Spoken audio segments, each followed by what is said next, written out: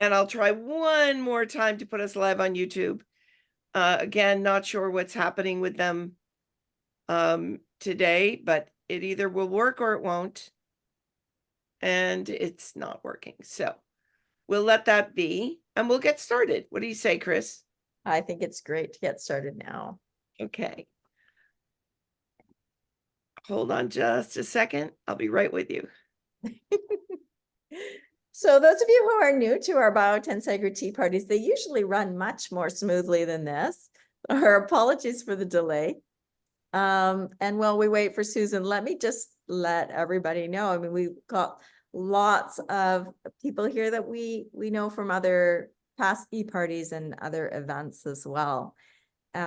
Including some handspring authors here, not just Susan, but Neil Galloway, Jan Trewartha is an editor of a book from Handspring. And Jan, you've got the British Fascia Symposium coming up. I know Leonid and Mariana have been invited to jump in, and there'll probably be some other biotensegrity informed people who will be part of that. If you want to put something in the chat, or did you want to say something about it? Jan is on her mobile. Oh, yeah, she can. Hi, can you hear me? Sure. Yeah, can you hear me? Yep. Amazing, because I'm on my mobile with earplugs. I've never done this before, so that's great. But I can't seem to turn on my video, so I am here, and lovely to see you all. Yeah, the British Fascia Symposium, thank you. It's the 15th, 16th of June. We've got Mariana and Leonid talking about light touch. We've got Carol Davis, who's biotensegrity informed, of course. We've got Graham Scarr, who's going to be talking about the new anatomy. We've got Paul Thornley. We've got all sorts of people who are, a lot of our speakers are biotensegrity informed. Sorry about the noise in the background. Can you hear me still? I'm in a pub. We can. I'm in a pub about to have dinner. So yeah, so lots of biotensegrity, and the early bird tickets are available now. And it's a whole weekend, and we're looking at the new anatomy, working with light touch, scars and adhesions, and movement is therapy.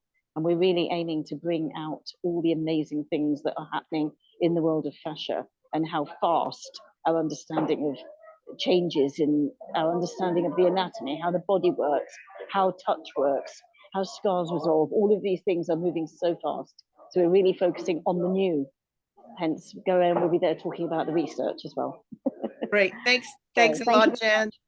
Yeah, and it's the fascia hub. I'll put the URL in the chat. Thank you. Okay, thanks, Jan. I can hop on and get the URL for you, Jan, if it's easier for me to do it since I'm on a computer. This is great.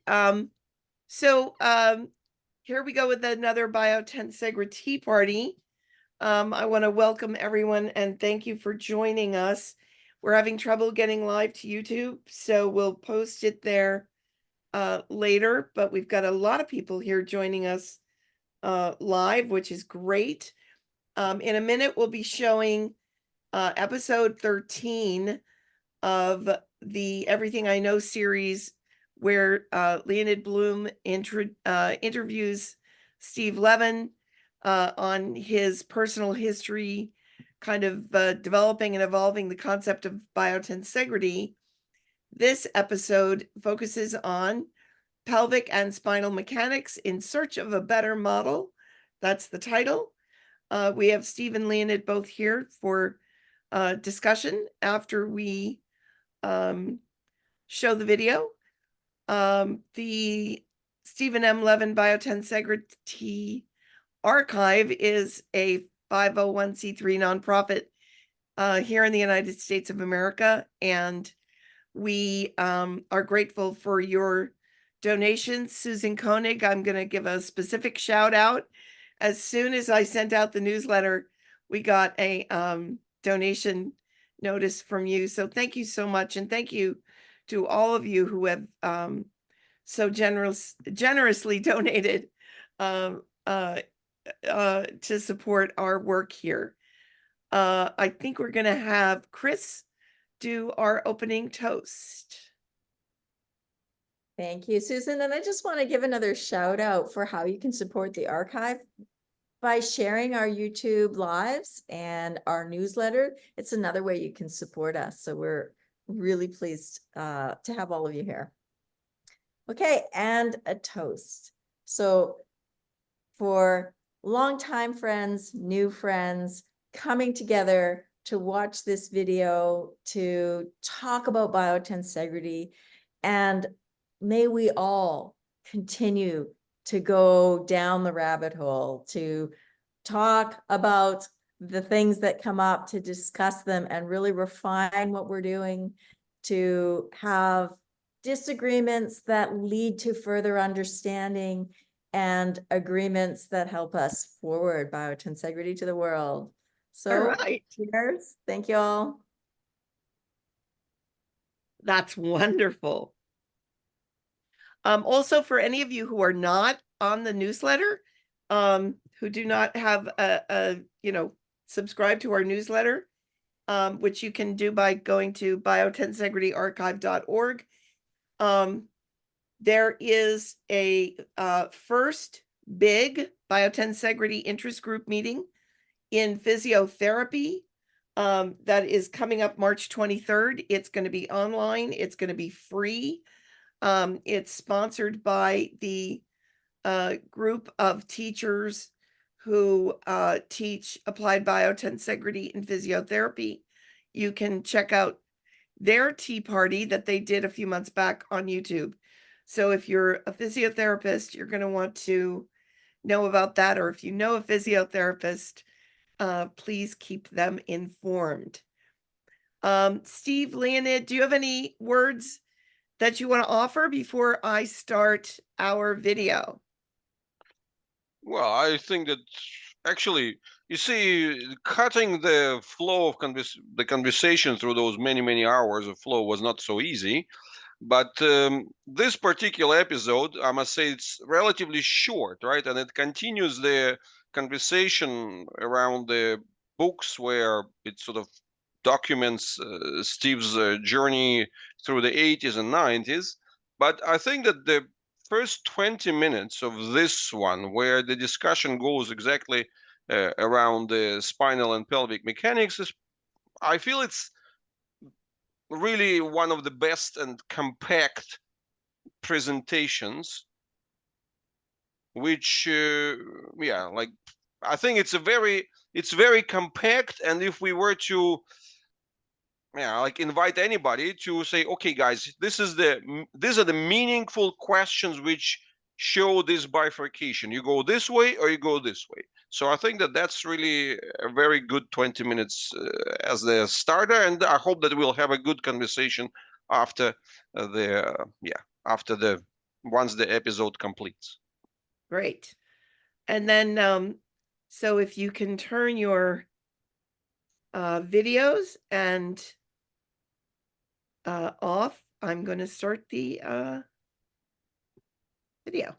Thanks.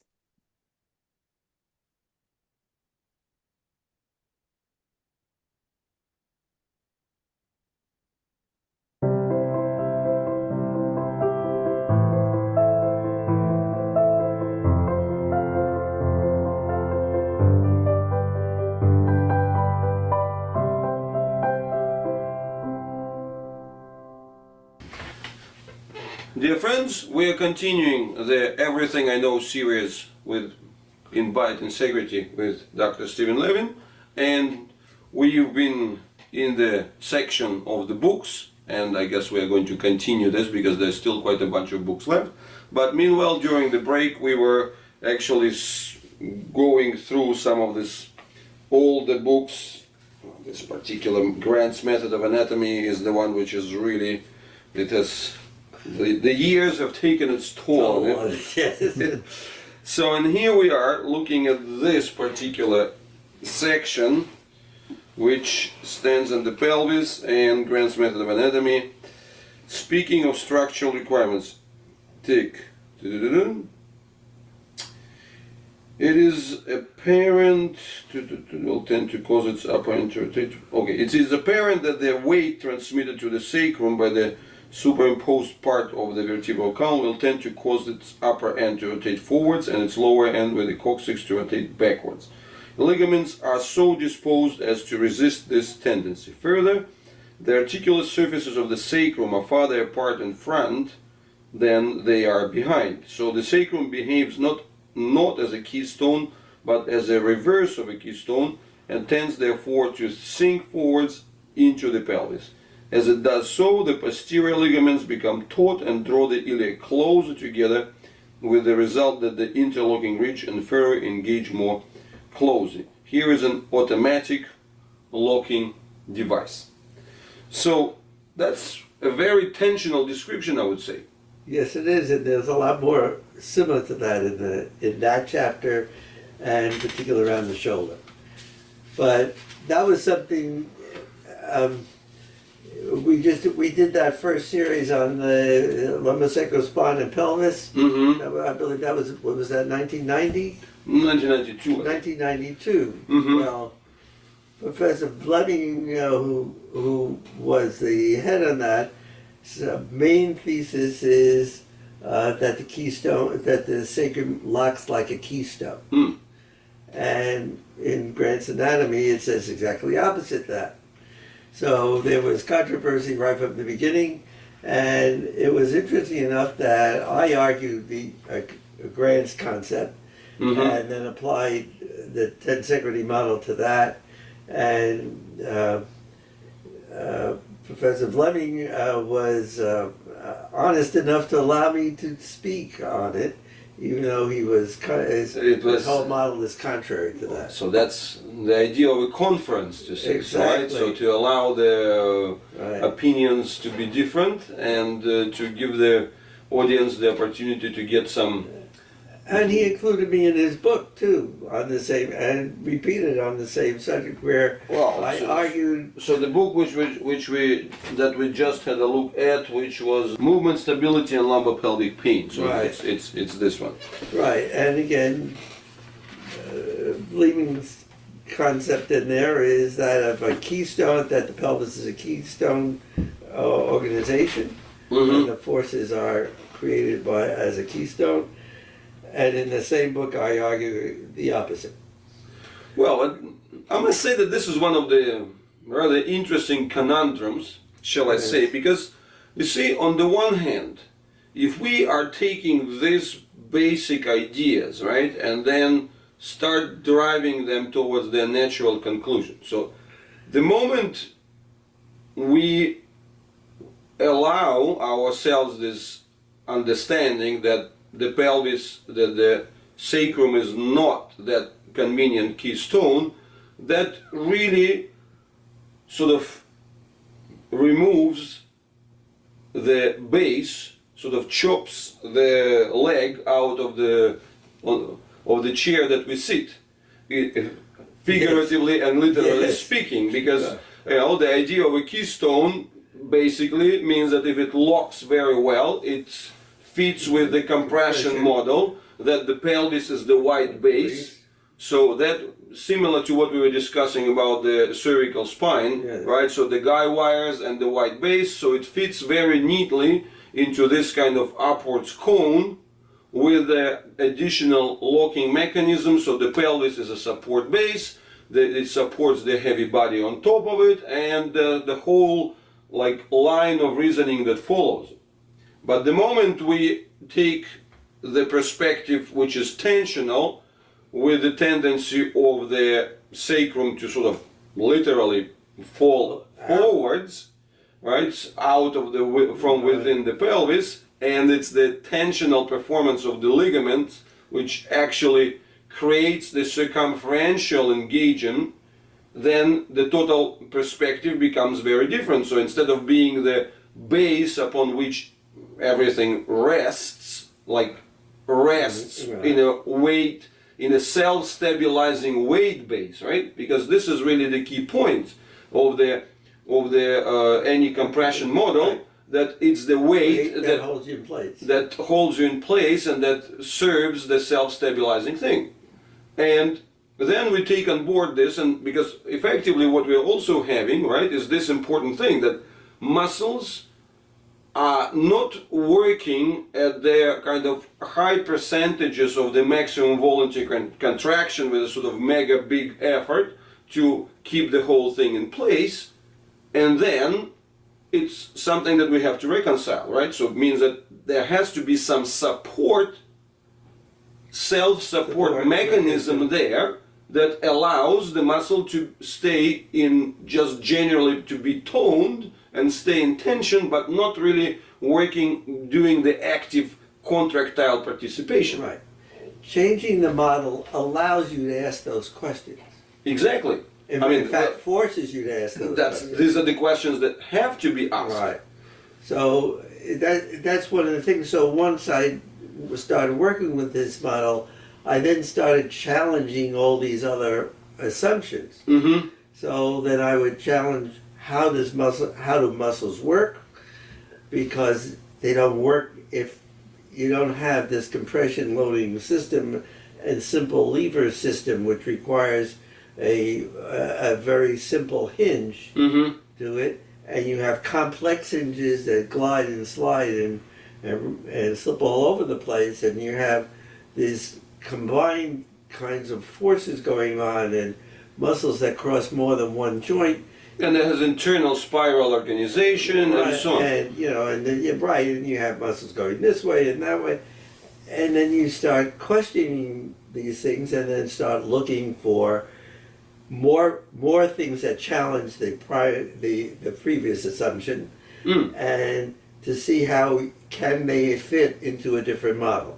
So it's not automatically assuming they fit into the tensegrity model. It's trying to see how they would fit, and to see if the previous assumption model would fit. And so this was a constant thing that was going on over these years, is that I would be constantly presented with a challenge. So when a conference, say, on the pelvis came up, I would spend time reevaluating how the pelvis would work, and what was the present model, and how would the model work as in a tensegrity model.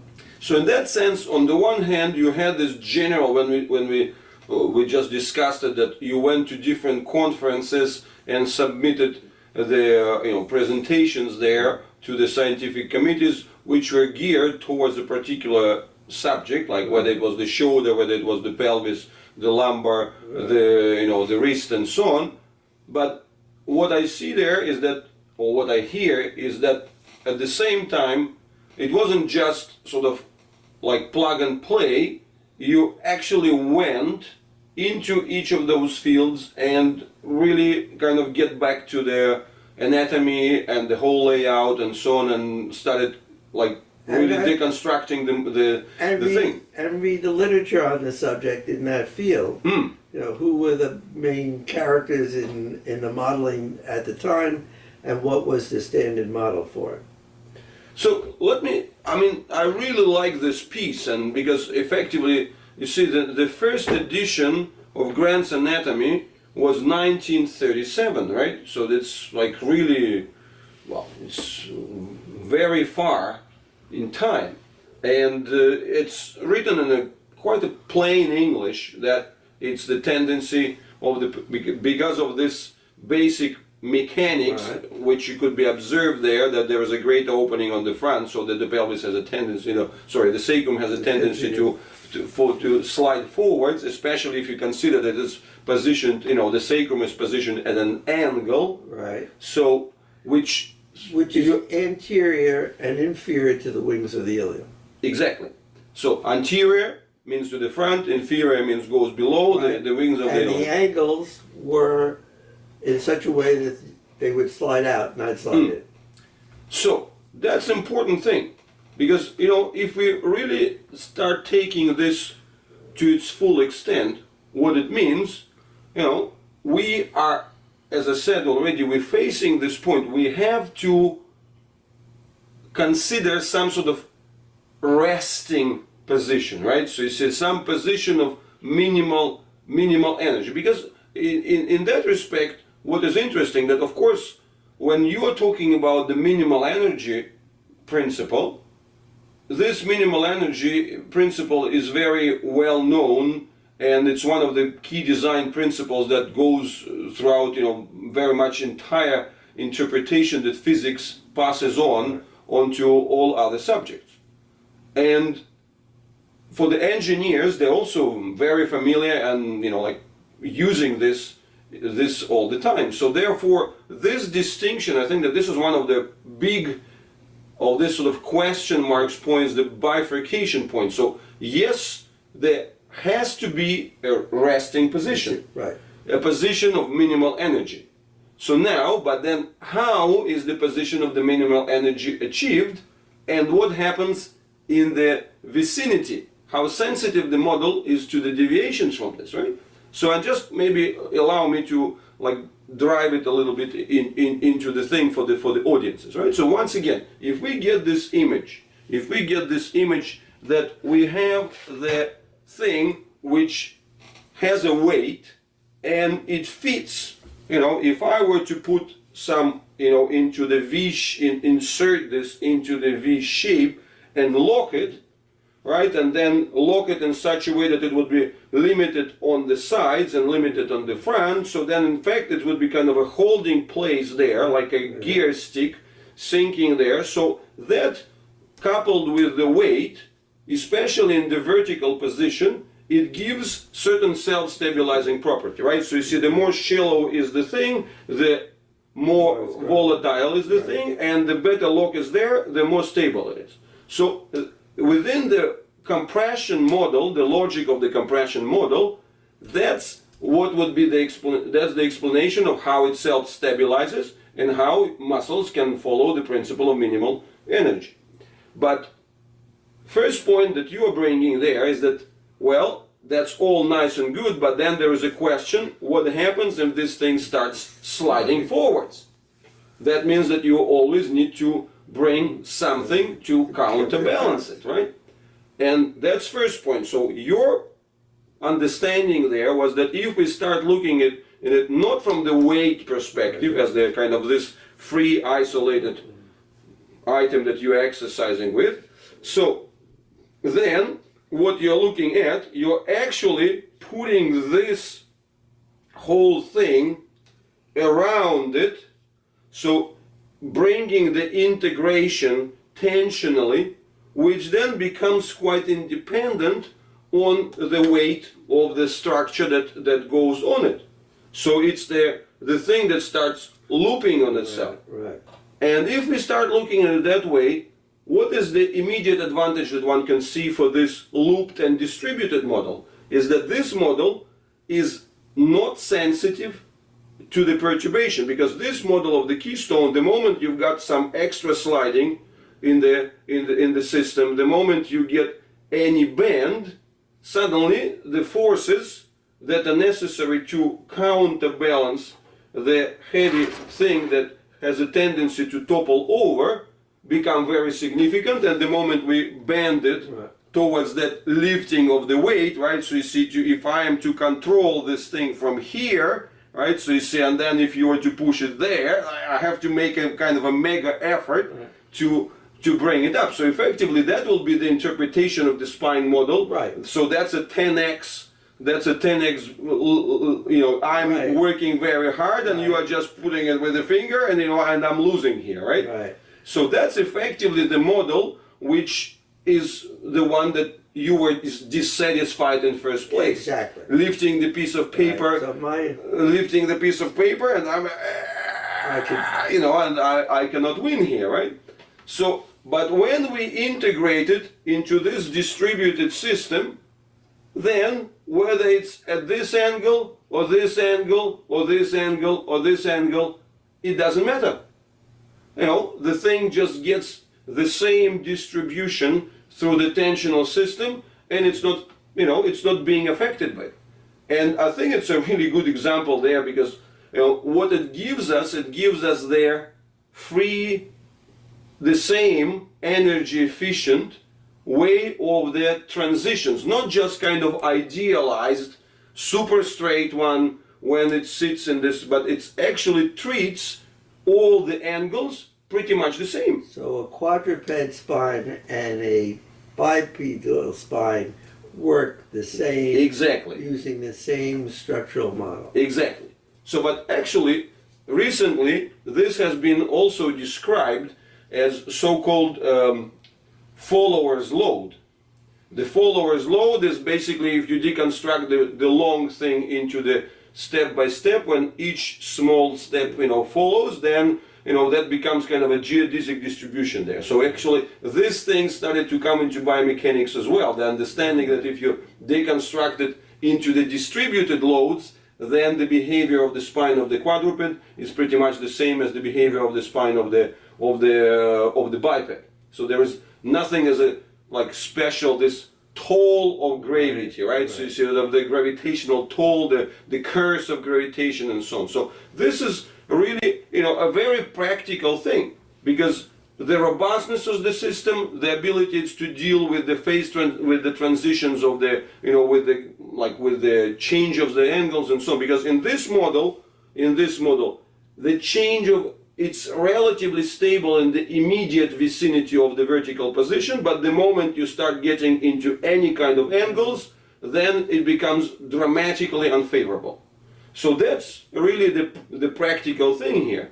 And in that respect, we might say that, in fact, the situations related to back pain and whatever, the spasms or the superactivity of the muscles, would be actually the ones when this model gets actualized, when this one disappears. So effectively, what we sometimes call the loss of the tensegral properties in that respect. Okay, so this is a really great example, and I think that it's very helpful to to use this type of pull those quotes out of the books and say, hey, this is nothing extraordinary there, but if we follow this thing to its logical conclusion, then being the system scientist in that sense, right? So you see, treating everything the same way. So because it's emerged together, so then we arrive to a very different understanding of how the thing works. So that's a very interesting account here. So shall I go through the books further? So what is here? This is Embryogenesis Explained. Oh, well, along the line, I needed to learn some of the embryology, so I became involved with Richard Gordon, and for 4 years, I think it was, we did a. Oh, it's a Wayne State University, Detroit. Yes, okay. So Richard Gordon was professor of radiology, I believe. To begin with, But he's also an internationally known expert in embryology and in diatoms, and he was one of the first builders of a CAT scan. And so he was quite a polymath. Yeah, he was and he was professor in one department. This is at the university in Manitoba, in Canada. Mm-hmm. And he was professor in one department and adjunct professor in 11 others. Oh wow! So that's quite a polymath. That's actually the definition of the polymath here. So he ran an online embryology course for 3 or 4 years, and I entered into part of it with him and did a couple of lectures in the embryology section. Mm-hmm. He included some of that in his most recent book, some of the tensegrity stuff. Okay, so here I see this, right? So you see that's where he speaks about tensegrities. Okay, that's the tensegrities at the cell level, the page 368, and the page, okay, so the 454, the microtubular force, and so on.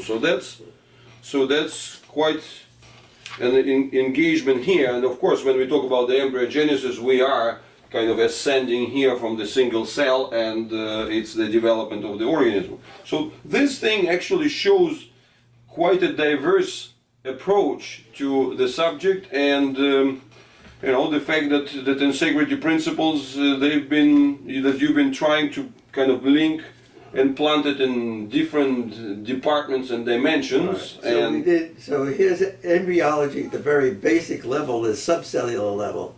He stops at the cell. He doesn't even go that far. Mhm. His embryology is primarily at the initial formation of the structure. And then of course we did the ecology one. Mm-hmm. And then we did some orthopedic surgery kind of things and manual therapy kinds of things. So we're really jumping around. Yeah, we're jumping around. That's true. So And I said, and the system science. So I recognize once this became a system science, I started diverging into all aspects of it. and feeling more or less comfortable there. So, and okay, this is That's just another. I think that was a chiropractor that's doing work. So oh, this is an old one actually here. So this is 1997. Positional release therapy with the foreword by Steve Levin and Sharon. Okay, so this is another bunch of people that you met through. yes, right. I've been mixed into several different groups. Okay, that's here. In the late 1970s, Steve Levin, an orthopedic surgeon, conceived a model for the structure of organic tissue that could account for many physical and clinical characteristics. He arrived at the conclusion that all organic tissue must be composed of a type of a truss triangular form and be essential building block of the icosahedron. The implications of Levin's model from a clinical perspective are that all tissues share certain fundamental characteristics. Indeed, that this model confirms that all tissues are alike at the molecular and ultrastructural level as well. So that's, this is where people were trying to get it into some practical implementation, and this is actually a quarter of a century ago. It's like 1997, actually has been quite a while ago as well. So even though it's my time, it makes me feel old. Okay, so it's a really diverse field, and then we have more of the. Then we have more here, unified ecology, the chronic fatigue syndrome. Well, more on the musculoskeletal disorders. That's a fat volume here. Well, it's really healing methods from Chinese medicine, orthopedic medicine, and osteopathy. So that's a diverse. That's 2001 to Stephen Levin, MD, with best wishes. So that's Alan Marcus. DOM from Berkeley, California. 1998, actually, the copyright is here. Okay, let's see. So what interesting? That's quite a holistic person, I would say. So you get he was into Chinese medicine. But he mentioned acupuncture. But he mentioned orthopedics as well. Yes, he also moved into orthopedics too. But his main focus was acupuncture and Chinese medicine. Okay, so that brings us into a slightly different domain, to say the least. It started spreading in a lot of directions. Okay, so we see a lot of practical things, and of course, we have to take into account the more recent evolution, right? So you see that's the fascia. The fascia book, which came up in like few years back, and they're edited by Robert Schleip, Thomas Finley, Leon Chaito, and Peter Hines. So this is 2012. So that's I think that we will make a separate, the entire section and the episode when we will actually get into this whole the story of fascia, right? The biotensegrity and fascia, because that's a subject in its own. And in that respect, going back in time from the early orthopedic fascia perspectives, and then through your encounters with the osteopaths back into the 70s and then into the 80s and so on. So we have a separate journey over there. So I would want to probably, we have a whole stack of books here. Yeah, well, these are the proceedings of the conferences, I guess. These are proceedings of the conferences. Some of them are followed through on the books. This one is low back, and these are the low back pain ones. But here, this is biomedical science and instrumentation, which is I mean, this sounds very technical. exactly, this is a proceeding from a bioengineering board, meeting, and so this is also 1997, so this is quite far back in time. Well, you've got vision, neural, so that was a very diverse field. This is system science. Towards the Just Society for Future Generations, the International Society for the System Sciences. Oh, that's 1990 actually. Okay. Oh yeah, I go back further than that on some. We'll get to further. We're going backwards in time. All right. Chaos and evolving ecology word hypothesis. Here we go. International Shoulder Group. I presented in 1999, University of Calgary. Abstracts of the Second Congress on the International Shoulder Group.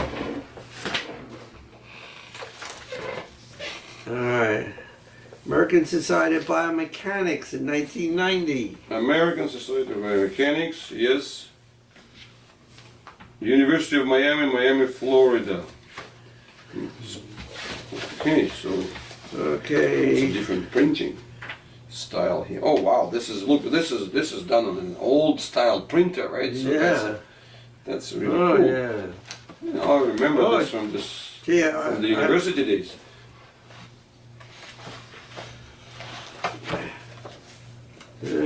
International Meeting of Applied Physics. Okay, that's 2003 in Portugal. No, that's Spain. Spain. Oh yeah, Spain. Badajoz, Spain. This is another part of it. First International Meeting on Applied Physics. Study of quality control. Okay, so that's a lot of different things. There I am. Another system science one. 33rd Annual Meeting.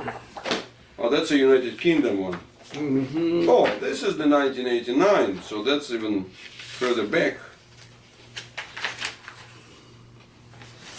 Let me see.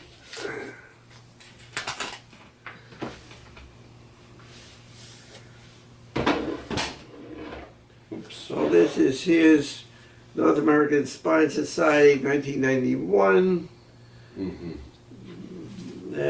Southern Biomedical Engineering Conference in 1994, Washington, D.C. I'm trying to find. Okay. Well, here's from the first Congress International. The one you gave you was a second International Shoulder Group. Let's see.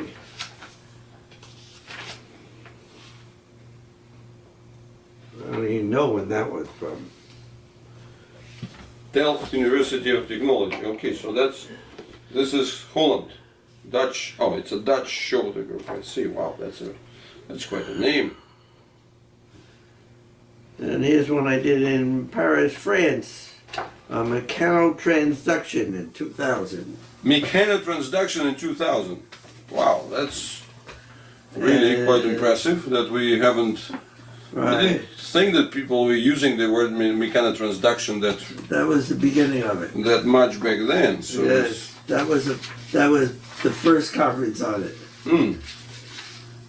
yeah, the scientific committee. Well, mechanotransduction. I believe I spoke on the shoulder there. Oh. Okay, so that's the whole thing. Composite materials and structures and the tensegrity structures. Yeah, there were And other the people talk about that. Biomaterials and interfaces there. Okay, that's in French. And okay, here, put the shoulder to the wheel. A new biomechanical model for the shoulder girdle. Stephen M. Levin from the United States of America. Okay. And Here's a biomedical engineering conference. I think, is that one in Dayton, Ohio? yes, Dayton, yeah. Wright State University, Armstrong Laboratory. 1996. Well, I'm actually getting a little bit, it's getting a bit too heavy.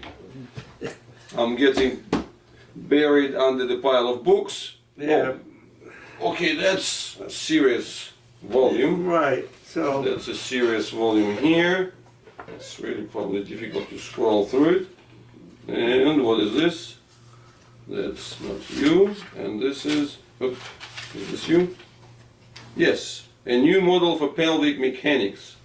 Stephen M. Levin. Okay, here we are. Yeah. Alright, so and this is what? This is biomedical engineering, recent developments, University of the District of Columbia, proceedings of the 13th Southern Biomedical Engineering Conference, April 16, 1794, Washington, D.C. Well, that's a lot of stuff. so, Okay. so I've been, so I've gone into engineering groups, medical groups. Yeah, that's a really diverse combination of people and groups over there.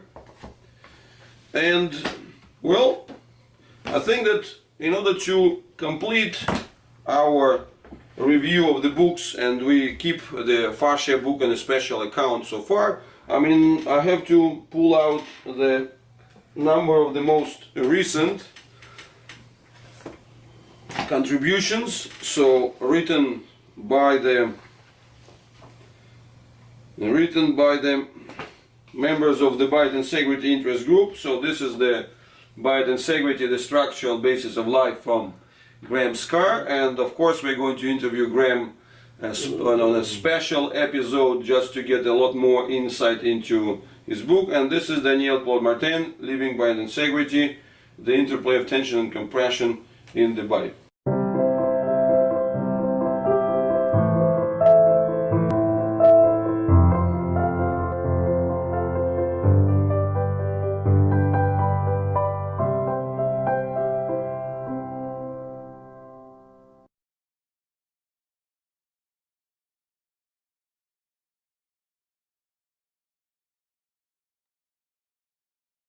All right.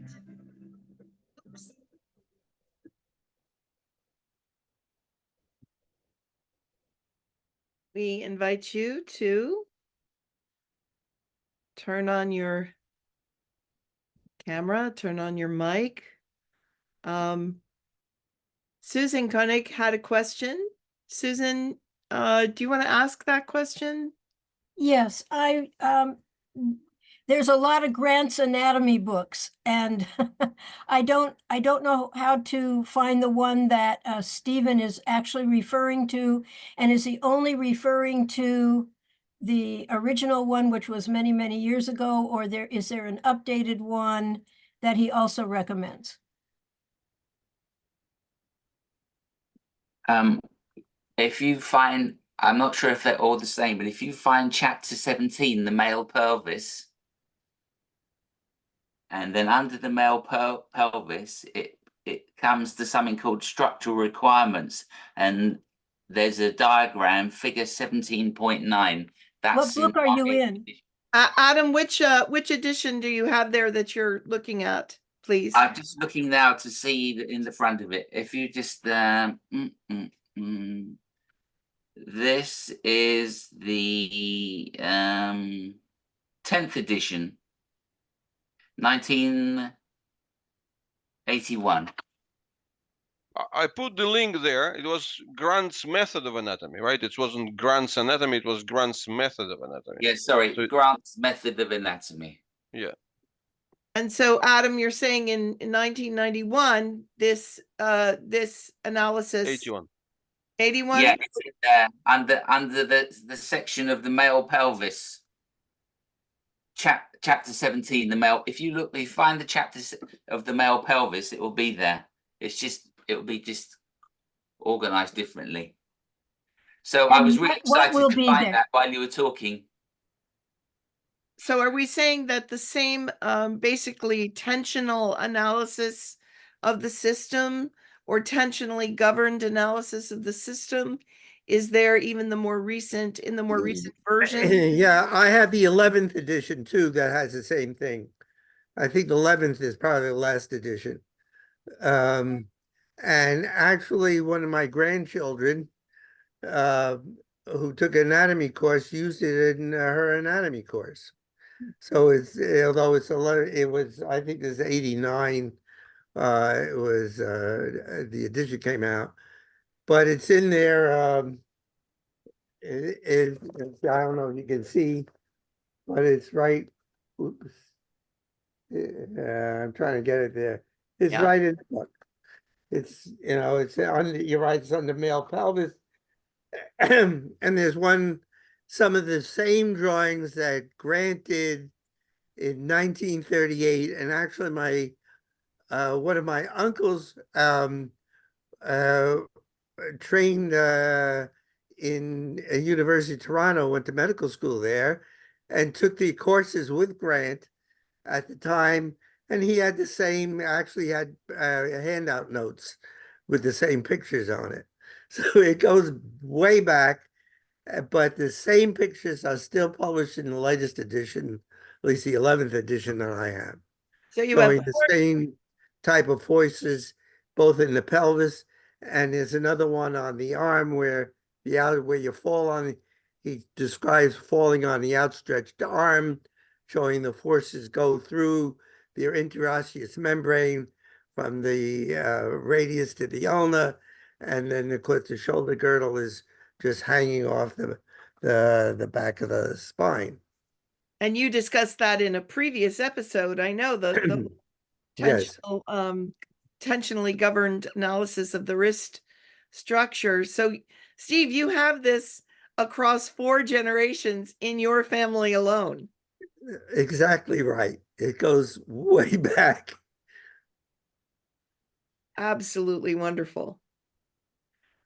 Do we have any other questions? Oh, Susan, is that a follow-up? Go ahead. Well, it's actually a different than talking about the books, but thank you for the information on the books. I did find that. It always myths me why, when we're talking about the pelvis, we don't talk about the pubic symphysis joints. The pubic symphysis, the disc in the middle of the pubic bone, we have 2 pubic bones. On the right side of the disc to the right hemipelvis, and the left to the left of the pubic disc and the left hemipelvis there's also a non-voluntary movement there, and those 2 joints seem just as important, if not more important, in how we carry and organize our legs as how we organize the sacroiliac joint. And also embryologically, I think I'm correct in this, the sacrum develops with the spine, which is a different embryological development than the 2 hemipelvises are developed through the mesoderm, the middle layer, along with other bones and joints and ligaments and muscles. And so you have a different embryological origin for the 2 hemipelvises than you do for the spine and the bottom of the spine, the sacrum to the coccyx. And it makes a difference in how you decide, in my opinion, it makes a difference in how you decide to organize yourself to understand that so many people carry their weight far back. And so they're condensing into the sacroiliac joints, really causing a lot of tension and lack of movement. When if they brought their weight in a more balanced way and thought about carrying their weight and the organization of the 2 legs in relationship to the hemipelvises and the 2 pubic joints from the pubic symphysis, they would have much greater freedom in their pelvis and in their organization. That's my spiel. And I don't know if Stephen or anybody has anything to say that they've studied the pubic symphysis joints. This comes out of the work of Andre Bernard back in New York a long time ago, who was not my teacher, but I've had teachers who he was their teacher, including Bonnie Bainbridge Cohen. And I have found much greater reorganization, biotensegritis reorganization of our whole being through our pelvis by really allowing those pubic joints to have their due in movement and in our brain maps and in our ability to move. Well, I mean, Yeah. look, first of all, this is a great point, right? So, but this is what, if we go back to the conversation that we had there, right, is that it's like, let's try not to just do too much jumping, like jumping, bam, like this is this, this is this, this is this, this is this, and then here is the recommendation. No, the main conversation, right, and this is what we kind of keep trying to bring through this very patient approach in the Biot and Everything I Know series, is that's kind of stop and reflect. Like, what are the big questions? Like, not Russia. You see, this is if we get back to our recent article, right, which we published with Graham about moving beyond Vesalius and why anatomy needs a mapping update, the first phrase there is that we are all driven by the desire to improve the human condition. And this is really, I mean, like, your comments are wonderful about the fact, well, why don't we look at the connection which goes circumferentially on the front, and why the entire biomechanics gives so much attention to the posterior connection and doesn't really pay much attention to the front, even though they obviously have to be balanced. I mean, this is a great question. But what we're trying to bring through this series is not to rush to the clinical judgments. Okay, wow, now we have to tilt the body forwards. Now we have to rearrange this. I mean, like, these are wonderful clinical insights. But the subject of this conversation is say, wait a second. Let's just stop and reflect. Like, we are not just like jumbling there. We're saying it's a huge question, massive. It defines where we go. If it hangs, everything is different. If it sits, everything is different the other way. You know, it's a big question, like BIG, not rushing, that BIG, it's a humongous question. And if it's like this there, that means that if we follow the principle of kind of systemic approach, it's the same. So it's a principle. So, and I mean, that what a bit annoys me in our community. Leonid, let me try to just put that a different way and see if I have what you're saying correctly, right?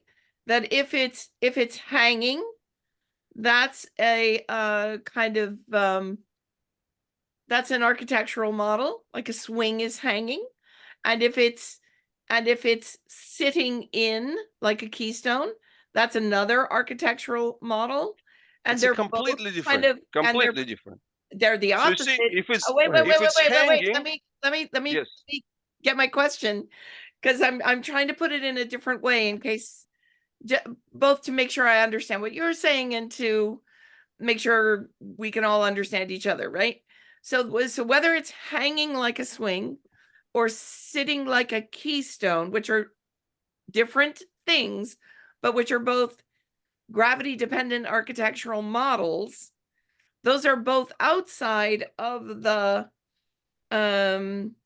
framework of what happens when we have a more tensegral structural system. And of course, we're looking at dynamic more than structures. Yeah, but right? you Because we're not gravity. We're not, Susan, that's three gravity. steps ahead. That's three steps ahead again. You see, this is my main message. This is the main problem. Nobody wants to stop and ponder, you know? Everybody wants to rush, you know? This is a critical distinction, which gets us into completely different thinking. And that's what's, you know, this is a very compact episode, which is entirely about this. How big is the difference? It's a huge difference. Yes, please. Hello, everyone. I'm very interested in this observation because how do we know there's a difference? And it's a felt difference to begin with. When you're working on something, does it feel different? And how can you find the difference? So introducing this idea of it being a swing, being suspended and the tension being shared around the pelvis, if we can explore that it feels different, then from that we can then go on to discover, oh, maybe if it feels different, what does this new way enable us to work with? And Very good question. Very and good question. But still, one of the things that I'm sure Susan will know about is there are concepts in Chinese exercise, and one of the most famous things that they tell you to do is tuck your tailbone under. If you tuck your tailbone under, considering the structure as a weight-bearing one, it doesn't work. But if you allow yourself to do it with this new idea, it works. Because the hips take the weight of your spine in a completely different way. It's a felt difference. And I think that's really exciting to discover. So I'd like to thank you all for introducing. If you just look at it from a different perspective, it just changes it. Niall, you wanted to say something also. And I know Bob had his hand up too. And Bob, I didn't know if that's a different question that we're going to move on to once we're finished with this discussion, or whether it was part of what we're talking about here. Well, it's part of the same conversation. I was going to follow up on something that Sue Koenig was saying before Leonid started his conversation. So I don't know if, again, too down the line as opposed to looking at the general concept. But, you know, being a manual therapist, I mean, I treat dysfunctions in the pelvis all the time. And so one things that I see, and Sue had mentioned about looking at the pubic symphysis, I find that if you look at the pelvis as a ring circumferentially, which I think you have to, I find much better results when you treat any type of pubic dysfunctions first and then kind of work your way around the ring. But also looking at just the idea of the sacrum being a keystone. I mean, to me, thinking of it as a keystone, I think of the body as being, it's supposed to be a point of rigidity. But if you look at the way people move, especially the way people move very well, there's a lot of movement through the hips. There's a lot of movement through the pelvis. There's a lot of movement through the spine, and they all need to be, you know, integrate, you know, together with that. And when I treat pelvic dysfunctions, and say someone has a pelvic dysfunction, all of a sudden you see that the movement becomes much stiffer. And when you correct it, it becomes much looser. And just from a general observation standpoint, but also from a palpatory standpoint, and just feel everything feel looser. So those were the kind of general points that I was going to make. And then one last one, again, touched base on something Sue Koenig said, was embryologically, if you look at the way the pelvis moves. If you one other concept is that I believe embryologically the calcaneus actually develops from the pubic tubercle. So there's a big integration of the lower extremity, you know, into the pelvis as well. And so having a system that allows a freedom of movement of a lot of different parts, as opposed to having just one rigid point, to me makes a lot of sense. Great. Steve, and then after Steve, maybe Neil can come in. Go ahead, Steve. Right. This was a much more basic problem at the time. I wasn't, the model was that the body, the organism, all organisms were compression loaded structures that were continuing one block on top of another. In Grant's method, this showed me that that was a lie. And it showed it in the shoulder girdle as well. And I wasn't interested in the clinical application at the time. That's way later. What we're talking about is a basic understanding of how the body is structured.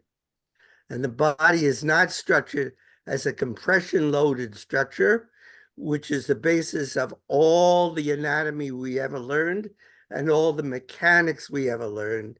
That was a lie, that it was not a compression loaded structure. And it was in Grant's method, and it was there since 1938, and nobody was paying attention to it. And that was the aha moment right there in the book.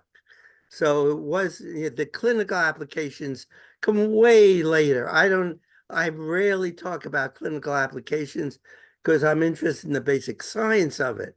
And unless you have the understanding of the basic science model and get rid of this compression loaded model and muscle driven model, you will never move on to the next phase of understanding your biomechanics.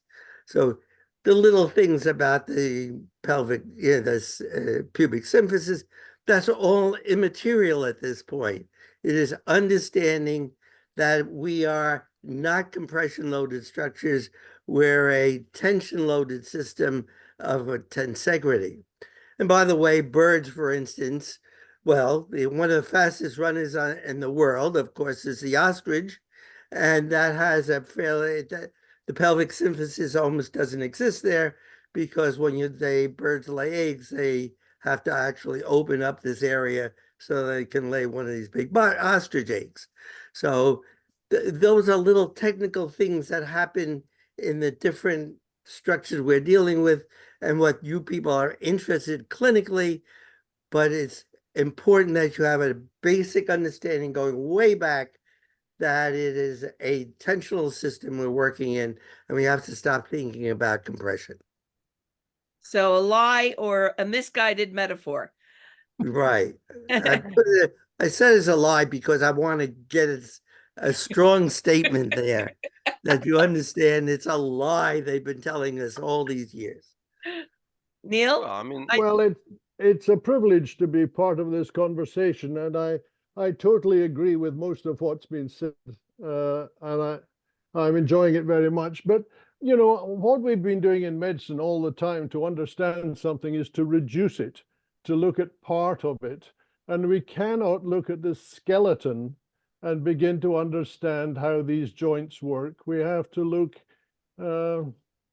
beyond the skeleton to include all those soft tissues.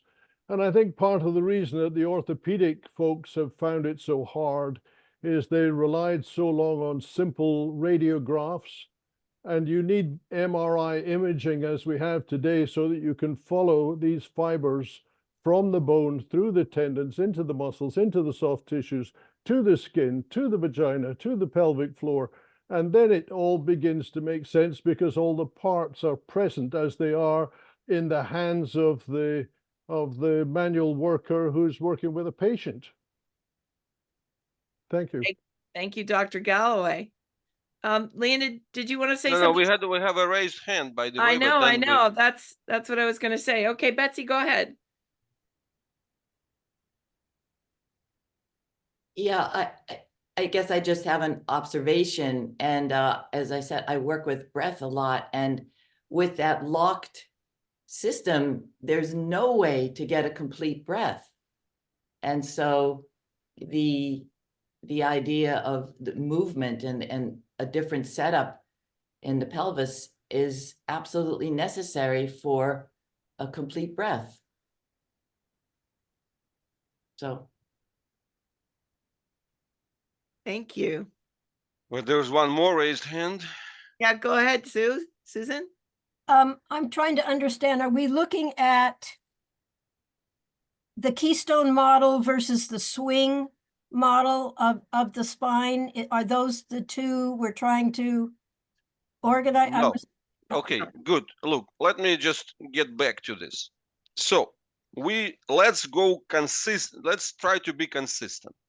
So what we have, standard compression-based model, okay?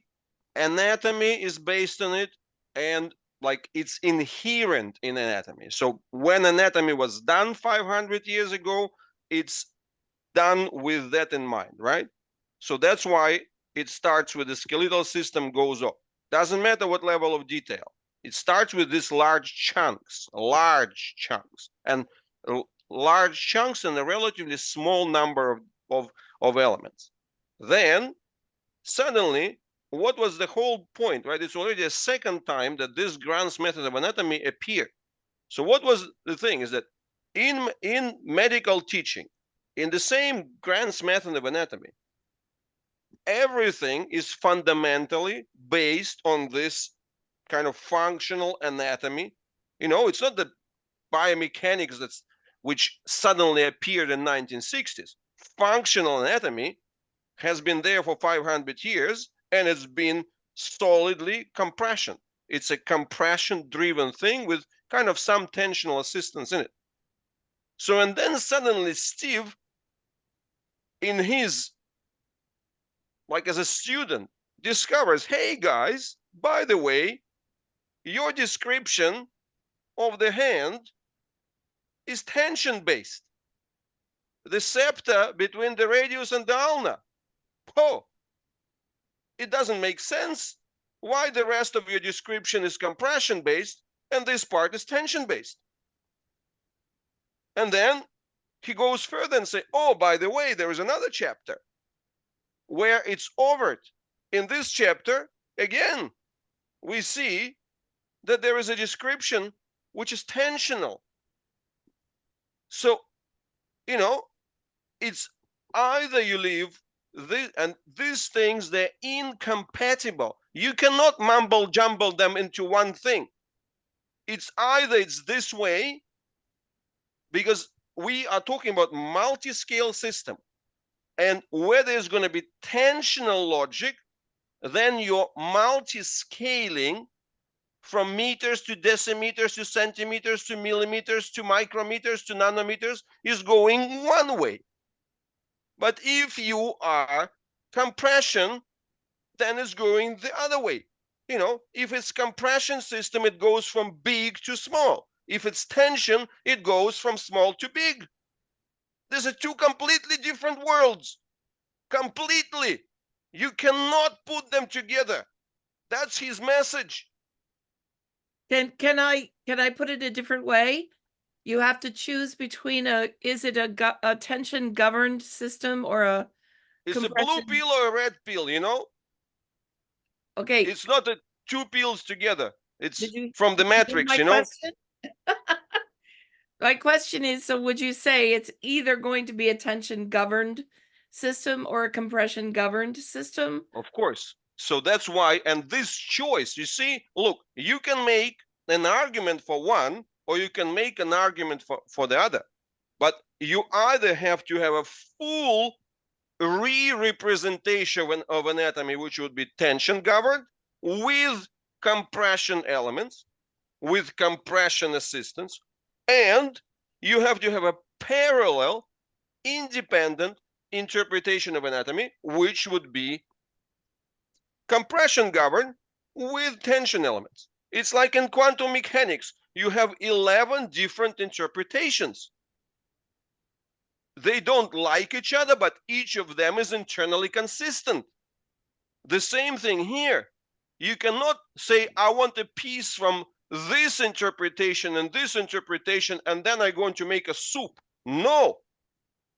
You either have a full system in this interpretation and then follow this logic, or you have a full system in this implementation.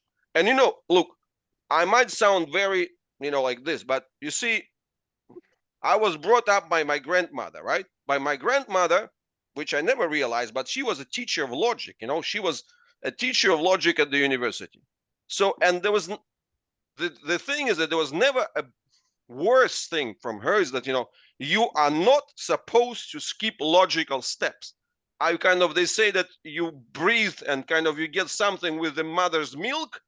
I got this with my grandmother's thing. So you see, like, there was nothing worse than jumbling logic, you know?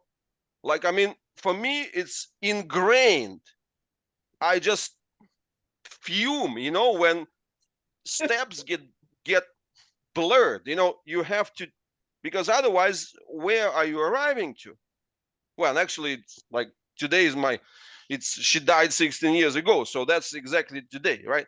So that's why Wow. I'm kind of particularly maybe like logic gear today. So, but that's it. So this is the point, that the logic that comes from the tension governed system is completely different. And then of course you can discuss, you can compete, and so on and so on. But that's the greatest, this is where this is the whole series, which is about Steve as a student, innocent beginner, 20-year-old, innocent, no ambition, no whatever, say, hey guys, I found tensional description. This tensional description doesn't fit with compression description. How do you have both of them? You either do one or another. And I personally, I think that tensional one makes more sense. That's it. Leonid, I love that we can honor your grandmother's memory with our discussion today. Michelle, I'm going to ask you to unmute because I think you want to jump in. I just want to say I was lucky because first I began my studies in osteopathy and became osteopath in 1980. And osteopathic concept and principle are based on continuity, tensional continuity inside the fascia. So for me, it was an evidence, this continuity for this time.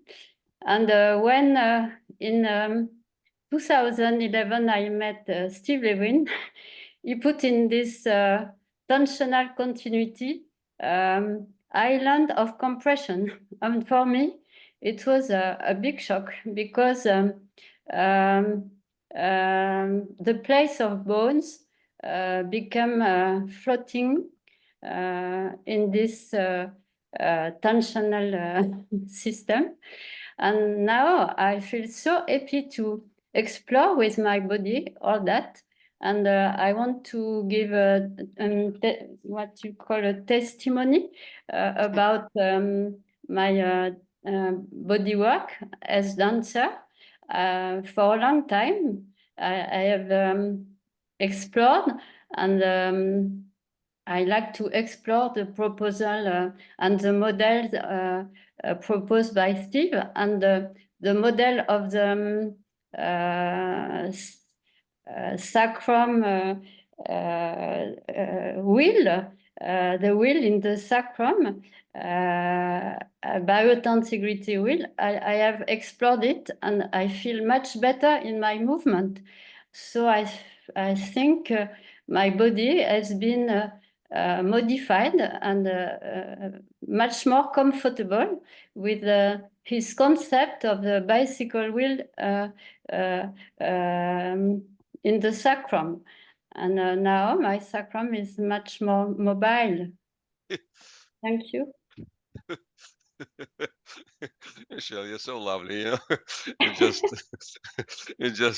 because you talk about 2011, and I just recalled. I just remembered 2011. So it was, it was in Munich, right? So you said it was when you first came. So it was first.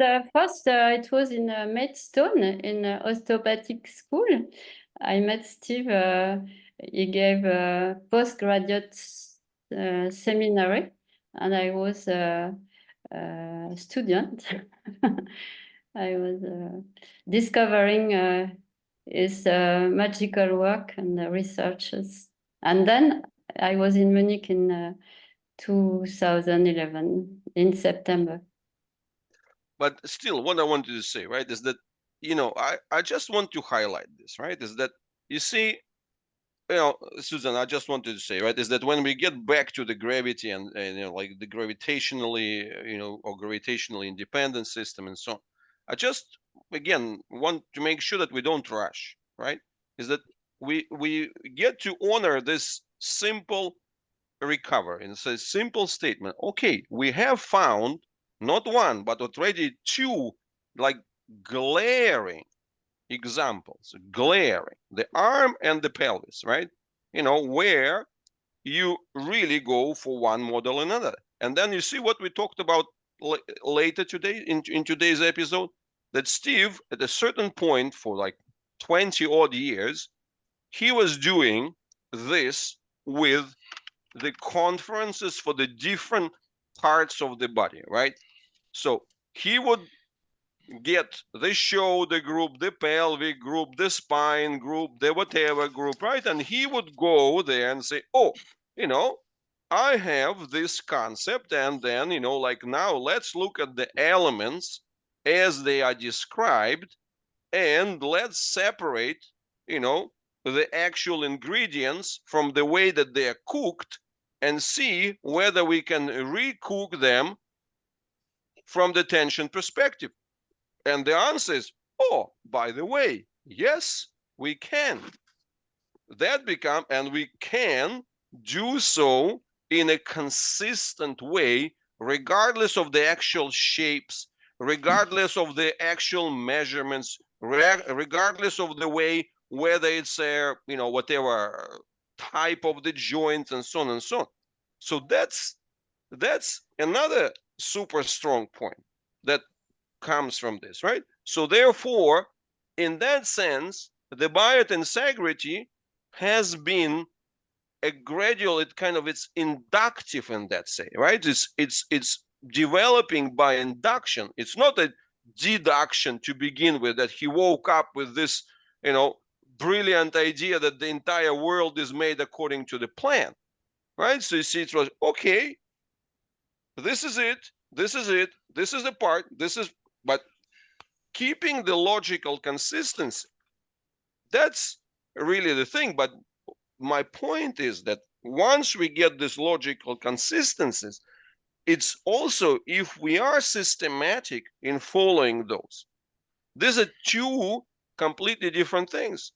You see, tension governed model aims towards the maximum distribution. Compression governed model converges towards maximum concentrations. So that's very different, right? So again, compression governed model depends fundamentally on the material properties, and it needs crystals in the system to be the final kind of neutralizers of the forces at the micro level.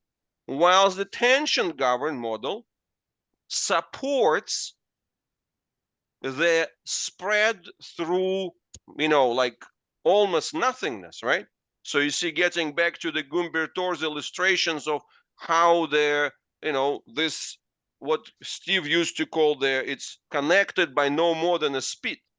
So in the compression based reasoning, connected by no more than a spit, it doesn't make any sense.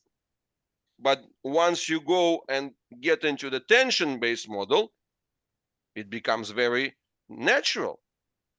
So, Lena, I just want to make sure everybody knows you're talking about soft matter when you're saying spit.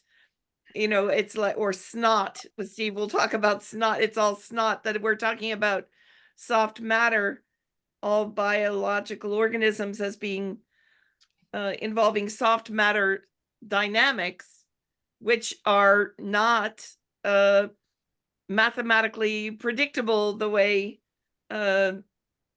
conventional you know, engineering models are.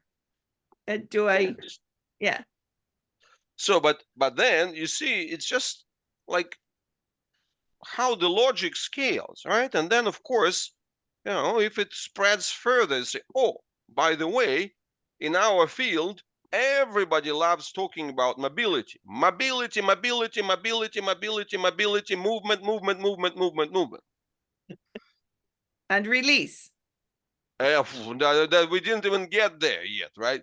So you see, release, the whole idea of the release is driven by the logic of the movement is good, absence of movement is bad. But the thing is that once you realize and say, oh, okay, by the way, the difficult question is not the movement, is not the freedoms. Freedoms are never creative in first place. Freedoms are destructive. It's the constraints. How are you going to limit it? How are you going to maintain the anatomy in the the autonomy in the surrounding world? It's the constraints, the limits. That's what's interesting. And that what tensional logic brings us to. So, and then we can rethink, okay, it's not really movements, it's not mobilities. It's constraints of different scales kind of wrapped and packed into one another. So it's, my point is that from this, we want to develop an ability to feel those big questions, right? You see, and then if you look at physics, or before that, if you look at the scholastics and theology, they would take one point which is really critical for the entire field and would really drill it and explore it to the nuance, and that is a critical skill in thinking. And that's what really, unfortunately, in our field, we all tend to kind of jump very quickly and move into the clinical applications, which is, of course, finally it's the goal, but you want to not rush with this. Just get a bit more patience and try to follow the implications further. That's the only thing that I actually wanted to say. That's just not rush. So as we said in the newsletter, not only the unanswered questions, but the unquestioned answers, making sure we are examining the fundamental assumptions that we are operating within. Steve, Neil, I didn't know if you wanted to.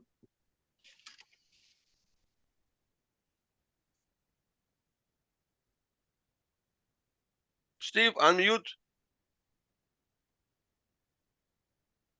I'm happy where I am. Is again, Leonid said it very well. You have to understand that I had this tensional thing, understanding that there was tension in the system, but I didn't have a model to fit it into.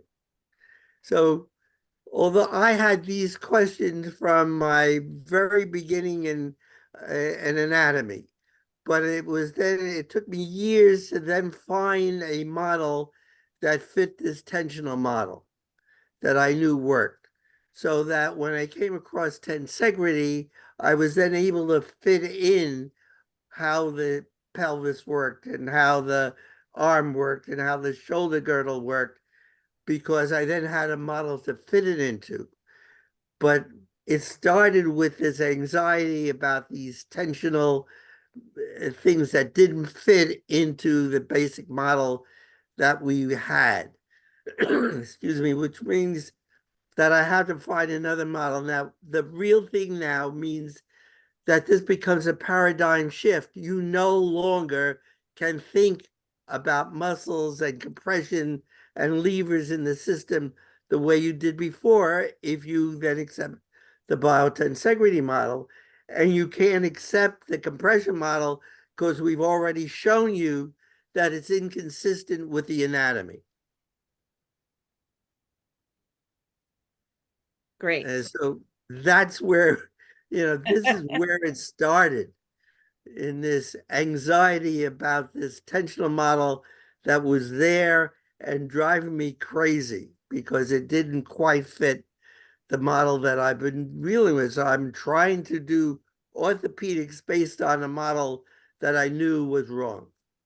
And so once again, with that anxiety, we're echoing Thomas Kuhn's Structure of Scientific Revolutions. Exactly. Yes. Unless you have that anxiety about the model, you're not going to change the model.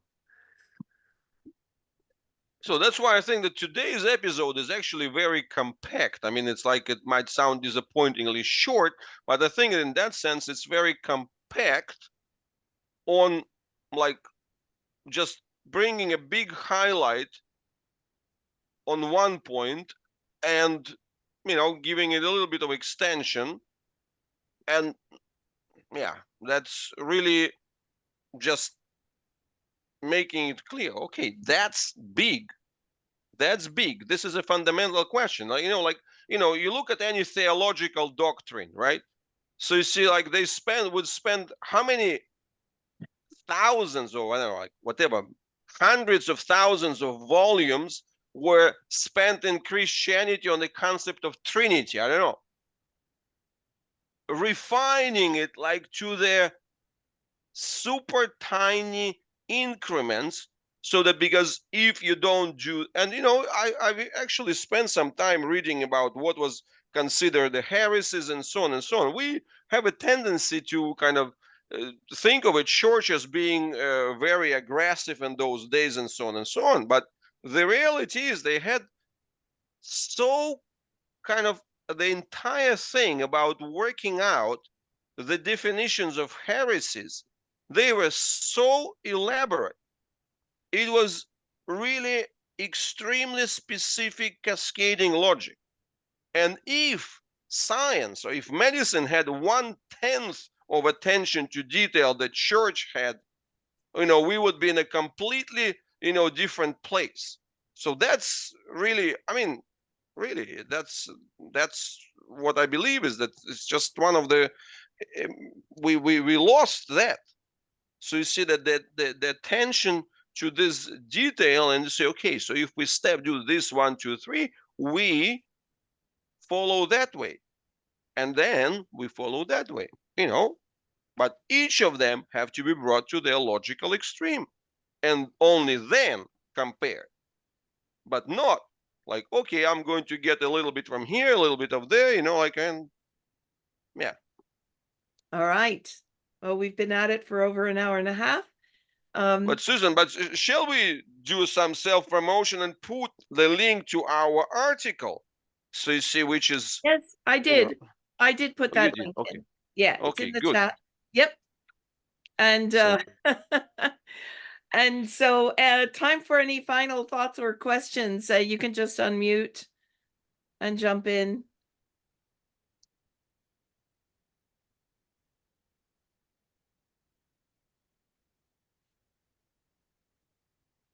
Going once, going twice. Okay, so. All right. Thank you, everyone, for joining us today. Steve, can you give us a final toast? Well, I will, and it's mostly, I hope I've raised anxiety in everybody. That's a good one. Not peace, but I want you to be anxious about these things and question these things, because it's, you have to have ants in your pants in order to really understand this stuff. And thank you all for listening.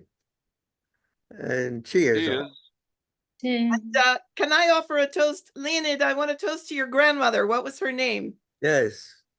Olga. Oh my goodness. Olga, good. And Olga. Another Olga in our world. Wonderful. To Olga. Thank you. Thank you. All right. So Thank you all. everybody for joining us. We really appreciate it. I'm going to stop the recording.